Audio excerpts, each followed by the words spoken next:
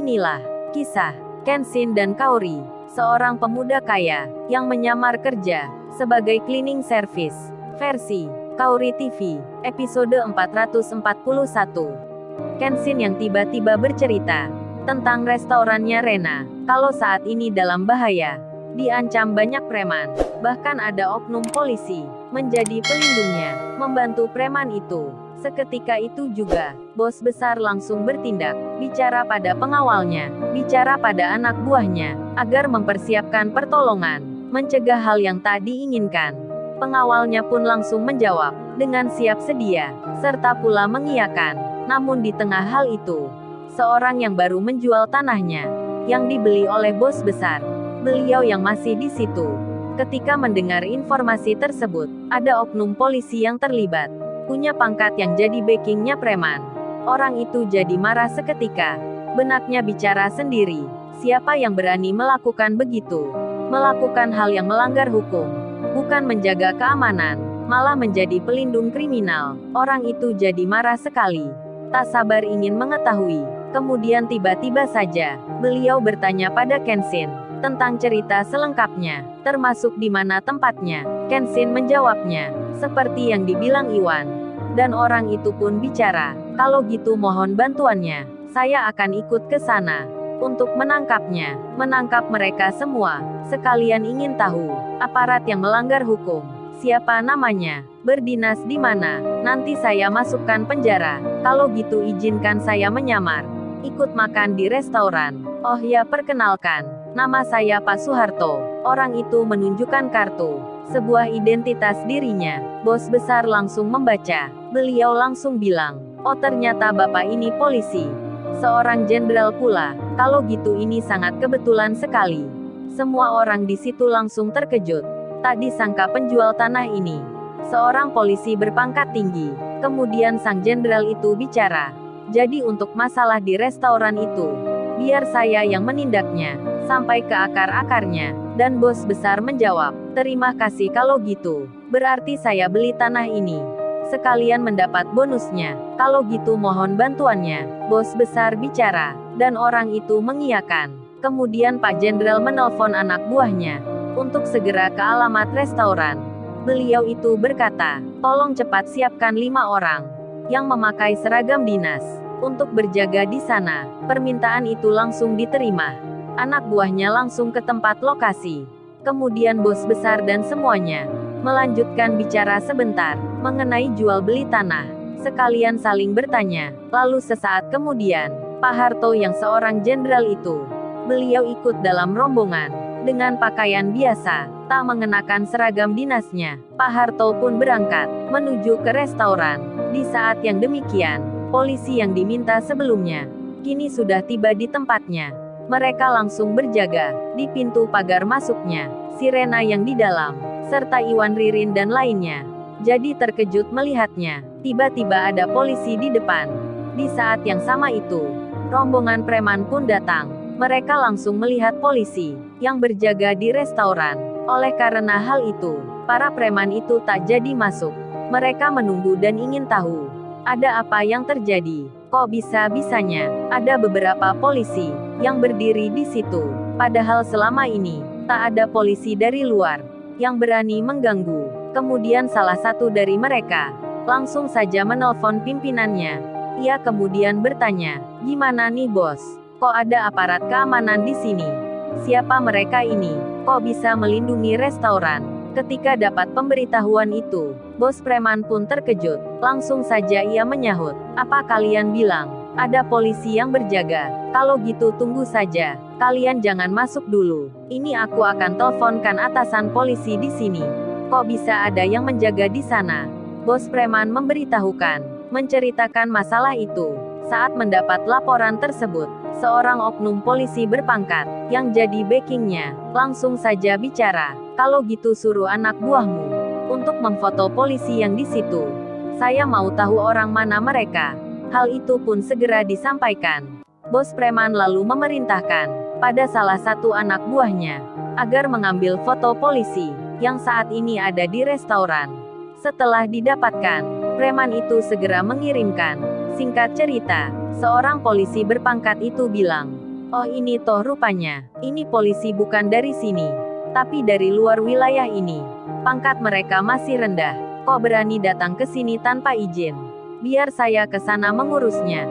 Akan mengusirnya. Kurang ajar sekali. Berani masuk kawasan ini. Tak bicara ke kantor dulu. Emang mendapat bayaran berapa? Disuruh pemilik restoran itu. Biar saya yang ke sana. Akan kusuruh pulang semua. Bos preman pun mengiyakan. Anak buahnya disuruh menunggu sebentar. Sampai polisi yang berjaga itu sudah diusir semua. Tak lama berselang, rombongan bos besar pun datang. Para preman melihat mobil beriringan. Tentu saja mereka mengira hanya pelanggan biasa yang masuk ke tempat makan. Padahal bersamaan itu, ada banyak polisi menyamar anak buahnya sang jenderal yang juga datang ke situ. Memakai baju biasa, kedatangan bos besar pun langsung disambut dengan begitu hangat dan meriahnya. Sirena jadi terkejut. Ia tak menyangka sekali ada tamu penting yang datang. Begitu banyak pula, sampai Sirena lupa akan masalahnya saat ini. Sirena begitu nervousnya, deg-degan sekali jantungnya. Tiba-tiba seperti ini, dan dengan segera disuruh pegawainya mempersiapkan tempat terbaik serta menu makanan yang enak. Sirena nampak bingung. Karyawannya juga sama, harus sibuk menyiapkan. Dan Kaori, yang berada di belakang bersama Kenshin. Akhirnya Kaori mengetahui, kalau ternyata yang punya restoran ini, bukan Mbak Rena yang biasanya, tapi Sirena yang punya Lamborghini. Kaori pun langsung bicara, pantas aja saya kamu betah tinggal di kota ini. Ternyata ada Mbak Rena yang ini. Aku kira tadi Mbak Rena teman sekolah kamu. Tapi nyatanya begini. Kenshin langsung menjawab, duh kamu Kaori, udah jadi istriku gini, masih cemburu aja. Jangan gitu Kaori, jangan berpikir yang aneh-aneh. Masa punya istri secantik kamu? Aku masih cari yang lain. Kaori menyahut, ya barangkali aja say. Namanya juga ada kesempatan. Kali aja kamu manfaatkan. Kenshin pun bilang, bisa aja istriku ini. Kalau gitu ayo Kaori masuk ke dalam. Apa kamu nggak lihat di luar itu? Ada sekali banyak preman. Ternyata benar kata Iwan. Restoran ini dalam bahaya. Kaori menjawab, iya say banyak sekali ya. Aku sampai takut melihatnya. Untung tadi kita bertemu orang itu. Tak disangka banget ya. Bapak itu jenderal polisi. Jadi kita di sini aman say. Kenshin pun bicara, ayo Kaori kita makan. Itu sudah disiapin semua. Kaori menyahut, suapin aku ya nanti. Aku capek nih gak bisa makan sendiri. Kenshin menjawab, dasar istriku ini manja sekali. Di sini kan banyak orang. Iya kalau kita di rumah.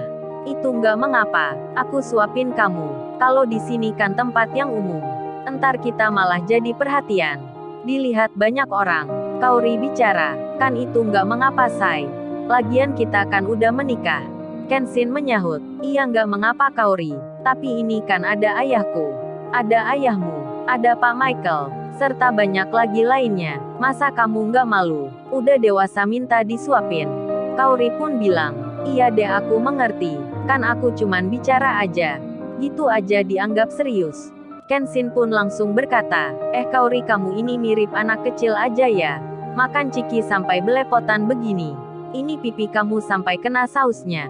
Kenshin dengan segera memakai tangannya, membersihkan wajah istrinya. Kemudian Kenshin bilang, oh ya Kaori entar kalau makan.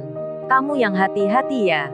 Jangan belepotan kayak begini. Entar malah ditertawakan orang. Kenshin bercanda menggoda Kaori. Kaori langsung menjawab, enak aja say kamu bilangnya. Emang siapa yang mirip anak kecil? Pasti itu alasan kamu ya. Pingin pegang aku ini. Kenshin menyahut, masa pegang istri pakai alasan segala.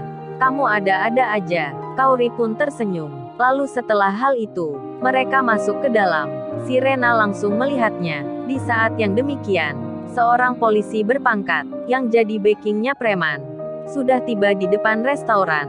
Dan dengan segera, menghampiri polisi yang berjaga. Beliau itu langsung bilang, dengan menunjukkan pangkatnya, orang itu berkata, hei kalian, kenapa jaga di sini tanpa izin dulu? Ini wilayah perintah saya. Apa kalian sudah bosan jadi polisi? Berani melanggar aturan? Cepat tinggalkan tempat ini. Saya yang berkuasa di sini. Salah satu polisi yang dimarahi itu langsung saja bicara, baik Pak kami mengerti. dan mereka semua pergi. Mangsa pun masuk dalam perangkap. Para preman pun bergerak, akan masuk ke restoran. Begitu pula dengan polisi itu, yang jadi backingnya preman. Masuk juga ke situ, hendak mengganggu tamu, membuat keributan. Tentu mereka tak mengira, kalau di restoran saat ini, ada seorang jenderal. Lalu, bagaimana kisah selanjutnya? Subscribe channel ini, untuk episode berikutnya. Terima kasih.